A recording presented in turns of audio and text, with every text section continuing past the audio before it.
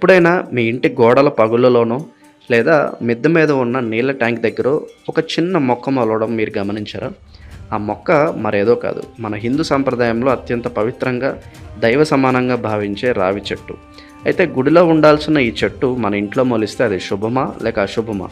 తరతరాలుగా మన పెద్దలు రావి చెట్టును ఇంట్లో పెంచకూడదని, పొరపాటున మొలిచినా దాన్ని నరకకూడదని ఎందుకు హెచ్చరిస్తూ ఉంటారు? దీని వెనుక ఉన్న ఆశ్చర్యకరమైన రహస్యం ఏమిటి? ఈరోజు మనం మాట్లాడుకోబోయే విషయం కేవలం ఒక చెట్టు గురించి మాత్రమే కాదు, మీ అదృష్టాన్ని, మీ భవిష్యత్తును, మీ కుటుంబ శాంతిని శాసించే ఒక అద్భుతమైన అతిపెద్ద జ్యోతిష్యం మరియు ఆధ్యాత్మిక రహస్యం. ఈ వీడియో చూశాక మీ ఆలోచన విధానం పూర్తిగా మారిపోవడం ఖాయం. మీ జీవితంలో ఎదురవుతున్న ఎన్నో ఆకస్మిక సమస్యలకు కారణం ఏమిటో, వాటిని ఎలా సులభంగా పరిష్కరించుకోవాలో మీకు స్పష్టంగా అర్థమవుతుంది. దయచేసి మీ మనసును ప్రశాంతంగా ఉంచుకుని ఈ వీడియోను ఎక్కడ స్కిప్ చేయకుండా చివరి వరకు చూడండి. రావి చెట్టు యుగయుగాలుగా మన సంస్కృతిలో మమేకమై ఉన్న ఒక